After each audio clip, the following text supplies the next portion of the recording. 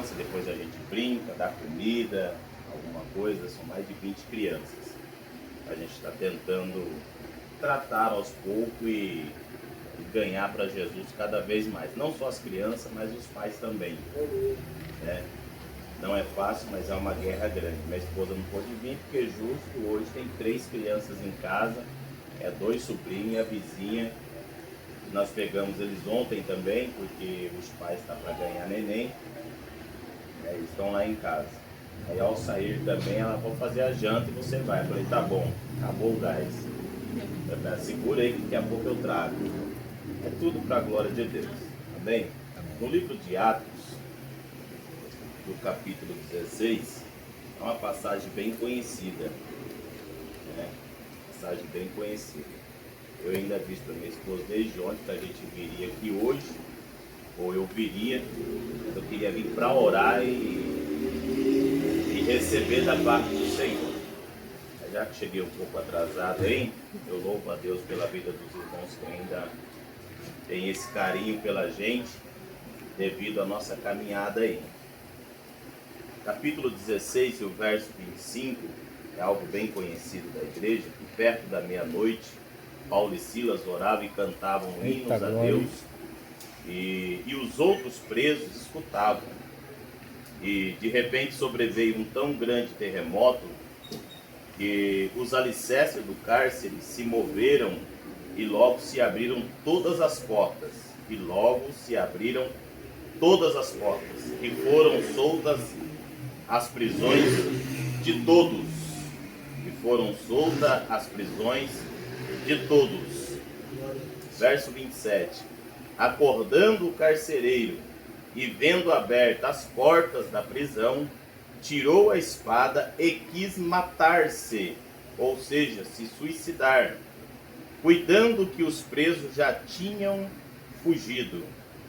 Verso 28. Mas Paulo clamou com grande voz, dizendo: não te faças nenhum mal, que todos estamos aqui. Glória a Amém? Deus, aleluia. Que é uma passagem e uma história no livro de Atos, acerca de Paulo e o seu companheiro Silas, que estão em obra missionária, caminhando e pregando o Evangelho do Senhor por algumas cidades e províncias. Tanto é que Paulo e Silas, eles estão trabalhando e pregando em Troade, e de Troade eles resolvem querer descer para Mispa. Só que no momento em que eles querem descer para algumas províncias vizinhas, eles são impedidos pelo Espírito. Eles querem pregar a palavra nas províncias vizinhas ou nas cidades vizinhas, e eles são impedidos ou impelidos pelo Espírito Santo, em dizendo: a essa cidade ou a essas províncias vocês não vão. Eu quero que vocês fiquem em Troade ainda. Não há necessidade de ir. Mas Paulo, pela sua visão apostólica e missionária, eu acredito que talvez como homem ou como ser humano, deve ter questionado a Deus. Isso é fato do próprio ser humano questionar a Deus por algumas questões.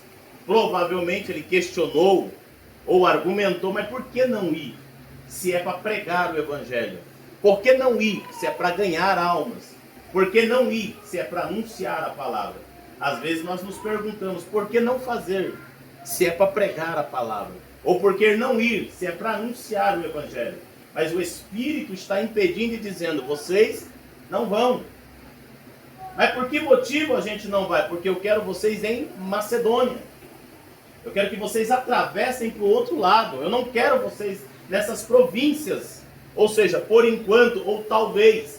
Eu me lembro com 19 anos de idade, evangelizando no centro de Jundiaí, e eu vendo alguns amigos meus que saíram do crime, que saíram do tráfico, e vendo eles pregarem a palavra de Deus com tanta ousadia no ano de 2000, 2001, vendo eles terem uma ousadia em pregar a palavra, e eu olhando para aquilo eu achava lindo.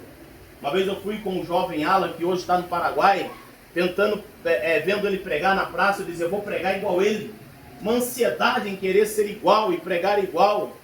E eu tentando evangelizar junto com eles algumas regiões ou algumas vielas em alguns lugares dizendo: Deus, eu quero ser igual, eu quero pregar como esse moço, falar como ele. Aí foi quando o Espírito de Deus me visitou numa madrugada e disse: como eles não será, porque o que eu tenho com você é outra parte. Mas então eu quero ganhar essas vidas que estão presas por Satanás, jogadas no mundo do crime, vindo atrás. E Deus dizia: também não, porque do meio deles eu já tirei uns, para poder ganhá-los. E eu tentando entender o que Deus queria comigo. Talvez Paulo estava nessa situação, mas eu preciso pregar, e Deus dizendo: não, nessas províncias já tem quem vai, para essa cidade já tem pessoas. O que eu quero vocês é em Macedônia, porque em Macedônia tem um homem que está orando a Deus, que está pedindo a Deus ajuda e socorro. Será que Deus não tinha ninguém em Macedônia que pudesse ajudar esse homem? Será que não tinha um profeta em Macedônia que poderia pregar a palavra junto com ele? Será que não tinha ninguém naquela região que pudesse socorrer esse homem? Que Deus precisou buscar Paulo do outro lado para socorrê-lo naquela cidade. Quando Paulo atende esse chamado, que ele chega em Macedônia, Paulo resolve procurar uma casa como essa, para oração. Paulo resolve procurar onde tem gente reunida para orar, onde tem gente reunida para clamar. Só que Paulo vai achar na beira do rio algumas mulheres orando. E no que ele vai nesse sentido, todas as vezes que Paulo está indo orar, tem uma jovem que é usada por alguns homens, ou está ali por causa daqueles homens com um espírito de adivinha. E todo momento que Paulo passa, todo dia que o Paulo passa para ir orar, esta moça grita em alta voz: aí vai um grande homem de Deus. Todas as vezes. Ela estava mentindo, esse espírito estava mentindo? Não, porque Paulo é um grande homem de Deus. Todos nós, como diz um ditado aí fora, tiramos o chapéu para Paulo, porque é um homem bem conceituado e reconhecido. Paulo também só foi considerado como apóstolo, segundo a teologia, por causa de um teólogo que entendeu, que ele encontrou com Jesus ainda, quando ele teve aquele momento no caminho de Damasco. Paulo está vivendo uma situação dele que toda vez que ele sobe para orar, tem uma moça dizendo: aí vai um grande homem de Deus. Está mentindo? Não. Só que aquilo, a Bíblia é bem clara em dizer, e bem sensata em dizer, que Paulo se perturbou com isso. Ele ficou perturbado, irmãos. Enquanto tem muitos hoje que batem no peito dizendo: realmente eu sou. Enquanto alguns ainda estão dizendo: esse é homem de Deus. Eles batem no peito dizendo que é. Paulo não, Paulo se perturbou com isso. Ele ficou atribulado dizendo: quem é esse que toda vez está me incomodando em dizer que eu sou um grande homem de Deus? Provavelmente Paulo acordou naquele dia para oração. E que ele acorda para oração, não falou com ninguém, mas ao caminho da oração, a moça está no mesmo lugar dizendo: aí vai um grande homem de Deus. Quando ela fala isso, Paulo vira para ela e repreende o espírito que está usando. Chega para a moça e repreende, a moça é liberta. Os homens que se aproveitavam daquilo tudo ficam revoltados e levam essa notícia a alguns homens de autoridade, dizendo: há um homem na nossa cidade que chegou agora, mas está perturbando a nossa cidade. Demônio não perturba, mas oração perturba. Demônio pode estar no meio, mas um crente de verdade não pode. Chega essa notícia a essas autoridades. E quando chega a essas autoridades, eles vão investigar. No que eles investigam, encontra Paulo orando e pregando. Orando e pregando, ou seja, quebrando cadeias de demônios.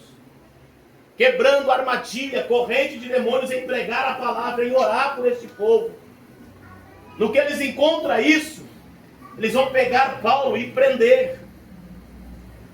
Enquanto Paulo está preso, que ele olha para um lado e para o outro e diz: Silas, estamos numa cidade onde nós não queríamos estar. Viemos pregar a palavra onde nós não queríamos pregar. E por causa da palavra estamos presos. Por causa do evangelho estamos presos.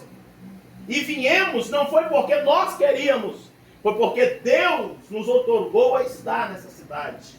Foi porque Deus permitiu que nós estamos nessa cidade. E por causa do nosso Deus, e por causa da palavra, nós estamos presos. E no que Paulo está preso, ele não desiste, ele não desanima, ele não resolve querer parar, ele não resolve querer abandonar o Evangelho. Paulo continua a adorar ao Senhor. Minhas mãos estão presas, meus pés estão acorrentados, mas a minha voz ainda está livre. Posso estar preso, mas o meu espírito ainda é livre. Mesmo Paulo estando preso, acorrentado, tanto ele como Silas, mesmo estando presos, eles ainda oram ao Senhor, porque eles adoram estar em oração. Depois de terminar de orar, eles começam a cantar louvores ao Senhor. E no momento em que eles estão cantando, a Bíblia não me dá o momento e nem a hora, mas diz que perto da meia-noite, que eles estão a louvar. Irmão, e para chamar a atenção de alguém, leva tempo. Para chamar a atenção de pessoas, leva tempo. Para que alguém preste atenção em você, leva tempo. Provavelmente, Paulo, no momento em que foi preso, não tinha o que fazer. Porque aquele que é conhecedor da verdade, aquele que é conhecedor de Jesus, não importa onde ele está. É verdade. Não importa o ambiente em que ele está. Dessa maneira, Jesus. Não importa as pessoas que estão em sua volta. Ele continua adorando o Senhor do mesmo jeito. Pode ser quem for, pode ser a pessoa que for, pode ser o ser humano que for, ele continua adorando o Senhor do mesmo jeito. Eu trabalho em uma cozinha industrial. Eu sou chefe dessa cozinha por cerca de 12 pessoas. E tem uma moça que trabalha comigo, que tanto ela quanto o esposo é do candomblé. Não tem problema nenhum, desde que ela faça o serviço. A gente trabalha normal, conversa, discute algumas coisas. Aí eu tenho um outro crente que trabalha comigo. E toda vez ele me incomoda. Rapaz, mas você não vai falar nada. Pra quê? Aqui eu sou chefe. Eu tenho uma responsabilidade. Não dá para misturar. Só que um belo dia, pela manhã, ela chegou mais cedo. E eu já estava no local. O que chegou mais cedo, não sei qual foi o assunto que surgiu. Ela me fez uma pergunta e biblicamente eu respondi. E ela me perguntou, mas como isso? Aí a gente começou a entrar em atrito, ela falou, mas Deus é um só. Aí foi aonde que eu consegui entrar. Falei, realmente, o nome Deus, ele é tremendo. O nome Deus, ele é um só, ele é universal. Tanto é que todo mundo vai clamar o nome de Deus, tanto no centro de Umbanda quanto Quimbanda. Deus é único. Não, mas como assim? Você me explica esse negócio. Tem o Deus Emanjá, tem o Deus Sol, Deus Lua. Na África é um tipo de Deus. Para nós aqui, um Deus, nós sabemos que é o Deus eterno. Para eles são outros deuses. Eu explicando isso para ela, não, verdade, isso é... Entendi, falei, agora só tem um nome que é diferente. Que o próprio Deus dando o seu filho, sabendo que ele é um Deus também, e não tinha como honrá-lo. Como eu vou honrar o meu filho? Por morrer na cruz do Calvário. De que maneira que eu vou honrá-lo? Se tudo que eu tenho aqui é dele. Se o céu inteiro pertence a ele, a terra pertence a ele. Ele estava comigo lá na criação. Não tem como. Como que eu vou honrá-lo? Só tem uma coisa que eu posso fazer por ele. O nome dele. O nome dele vai ser sobre todos os nomes. Glória a Deus. O nome dele será um nome de eternidade em eternidade. Aleluia. Falei, então o nome Jesus Cristo Nazareno é diferente. É o único que pode libertar, transformar e mudar a história de vida. Quando eu entrei nesse detalhe, ele é o único. Ela falou, rapaz, eu achei que você era meio quadrado, ignorante. Mas agora eu estou vendo que você não é tudo isso. Falei, por que você achou isso? Porque eu achei que você era aquele crente tampado, ignorante. Falei, não, minha filha. Ainda não. Não preciso disso. Porque eu sei em quem eu creio. Eu sei em quem eu estou pregando e falando acerca disso. Deus é universal. Você pode adorar o Deus que você quiser. Isso é livre. Mas o nome Jesus Cristo, ele é sobre todos os nomes. Não tem outro nome como o dele. Ele é o único. Aonde ele chega faz a diferença. muda a Aleluia. história, transforma vidas, e o negócio é totalmente diferente. Então Silas e Paulo estão presos, mas estão louvando ao Senhor. Estão cantando louvores a Deus. No que eles estão cantando perto da meia-noite, há um barulho, há um terremoto, há algo extraordinário. Esse barulho é tão grande, esse terremoto é tão grande, que as cadeias rompem, as portas se abrem. Talvez as portas se abriu porque as suas funções poderiam subir, descer e se destravarem. Mas e as correntes que estão aprisionando tanto os braços quanto as pernas? Só está ligado nos braços, nas pernas e no tudo foram abertas por causa do louvor, por Aleluia. causa da adoração. A Bíblia não dá menção de quantos presos ali tinham, mas fato é que Paulo e Silas estavam sendo guardados por alguns homens e estão presos e as suas correntes são abertas. Eles poderiam olhar e dizer: está tudo aberto, vamos embora. Se Deus abriu, é momento de nós se mandar. Mas eles continuaram a adorar o nome do Senhor. Aleluia. Não somos fugitivos. Vamos continuar adorando. Vamos continuar adorando. E logo que o dia se rompe, e chega pela manhã, que o carcereiro acorda e vê a prisão aberta, ele resolve tirar a sua própria vida. No que ele resolve, Paulo ainda dá um certo grito, dizendo: calma, rapaz, ainda estamos aqui, todos.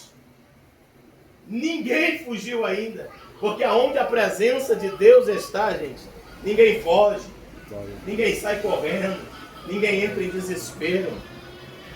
Pensa aqueles presos que estão ali, por que motivo? Não sei. Quem sabe porque mataram, porque roubaram, porque estruparam, mas estão atônitos ainda por causa dos louvores.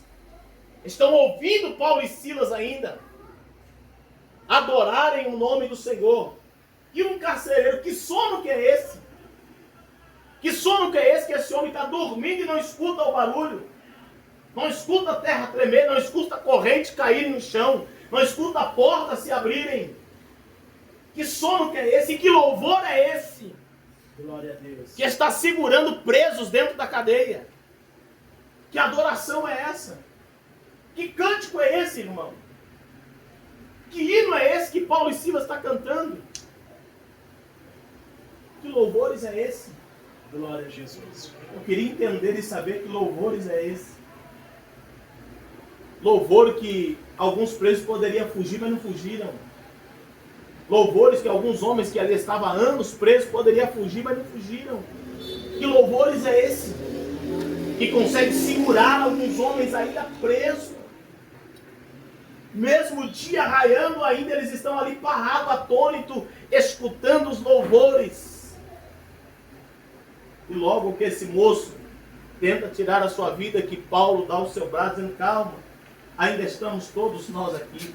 Ele entra para dentro, confere tudo, vê que está todo mundo lá dentro, vai olhar para Paulo e vai dizer: mas o que eu preciso fazer para poder ser salvo? O que é necessário eu fazer para ser salvo? Paulo vai olhar para ele: rapaz, não precisa de muito, é só crer, é só acreditar em Jesus, e será salvo tu e a tua casa.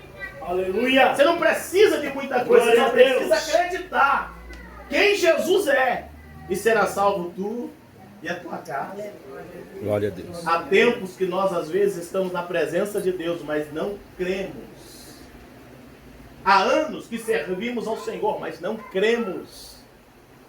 Há décadas que estamos na presença de Deus, mas não cremos.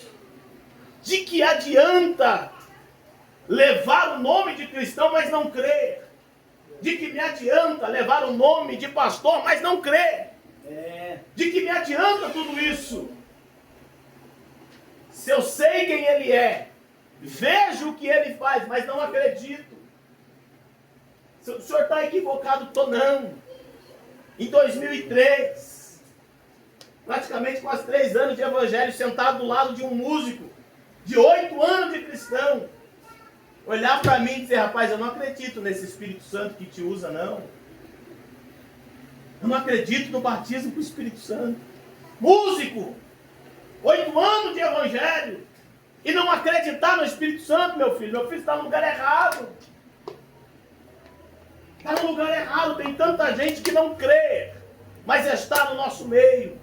Mas Deus, nesta noite, com esse povo que aqui está dizendo que nós possamos despertar e acreditar no que Ele pode fazer e no que Ele pode mudar. Amém. Glória a Deus. No que Ele pode transformar na nossa vida. Glória a Jesus. O Senhor não queria Paulo ali apenas por causa da prisão ou por causa... Não é por causa deste homem de Macedônia, porque Deus ainda estava de olho numa moça possessa e num carcereiro que estava sedento. Tem momentos da nossa vida que nós vamos estar em lugar que nós não queremos, mas é porque Deus não vai te castigar ou você é o bom ou melhor, é porque tem alguém precisando. Entenda isso, é porque tem alguém precisando. Deus não chamou Moisés porque Moisés estava tranquilo, sua casa estava boa, sua família estava ótima. Mas Deus resolveu buscar Moisés porque o povo tinha começado a gritar por socorro. Será que naquele cárcere ou será que naquele Egito não tinha ninguém que pudesse fazer alguma coisa para Deus ir buscar Moisés na sua vida tranquila? Deus só buscou Moisés porque o povo resolveu clamar. Se Deus nesta noite te chamou para essa reunião, é porque tem um povo clamando, é porque tem alguém gritando, é porque tem alguém precisando da tua oração, é porque tem alguém precisando da palavra do Senhor, que você ainda levará pela bondade dEle.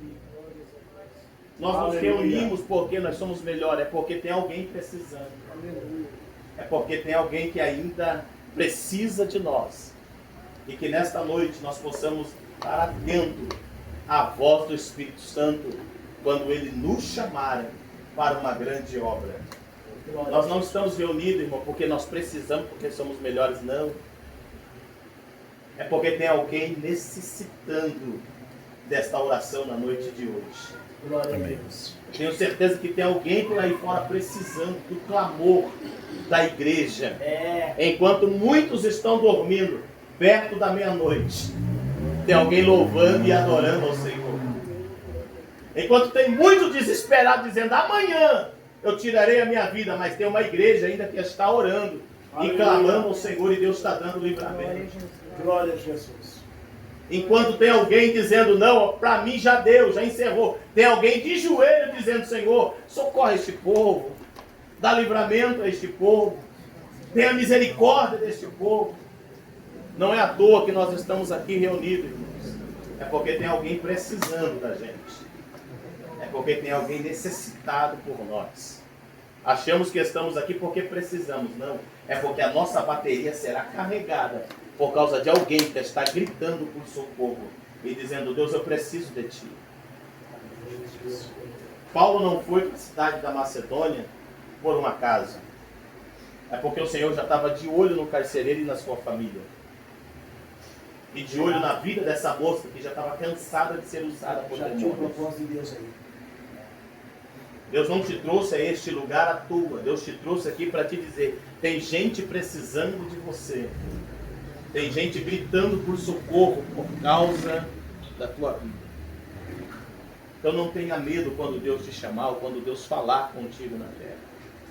Eu me lembro que, isso eu não esqueço, numa quarta-feira, no meio da madrugada, eu estava orando a Deus na sala da minha mãe ainda. E dizendo, Deus, eu não suporto mais. Se o Senhor não fizer alguma coisa, eu não sei o que eu farei. Logo em torno de 3, 3:30 da manhã, eu voltei a deitar, eu deitei no sofá ainda. Foi quando Deus me deu o nome de um jovem. A casa onde ele morava, ele sobe. E no que você subir, você vai encontrar esse rapaz. Pegue na mão dele e ande junto. Foi quando Deus começou a mudar a minha história e a história desse rapaz. Começamos a fazer campanhas como casas e visita em famílias. Foi quando Deus trabalhou grandemente durante 1 ano e meio na nossa vida. Glória a Deus. Quando Deus fez um reboliço, foi onde eu aprendi a pregar, porque nós passamos cerca de dias em monte, onde eu aprendi a pregar. Foi onde eu aprendi a orar. E foi onde eu aprendi a conhecer a voz de Deus. Foi aí que Deus começou a tratar. E nesta noite eu tenho certeza que Deus nos trouxe aqui para dizer para nós, tem alguém precisando da gente. Glória a Jesus. Tem alguém carente das nossas orações. Tem alguém suplicando. E nós precisamos continuar, irmão, e não parar em nome de Jesus. Amém? Amém. Ficamos de pé. Glória a Deus. Só agradecer ao Senhor.